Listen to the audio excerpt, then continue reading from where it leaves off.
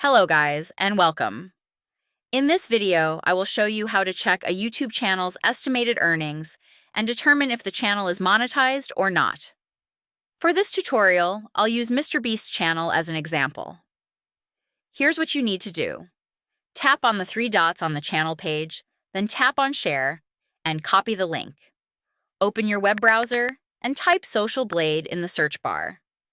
Tap on the first link to open the Social Blade website. Once you're on the website, paste the copied link or type the username MrBeast in the search bar, then tap on Search. Here, you can see the channel's estimated revenue and views. Remember, if the channel is not monetized, Social Blade will not show any earnings or related data. That's it for this video.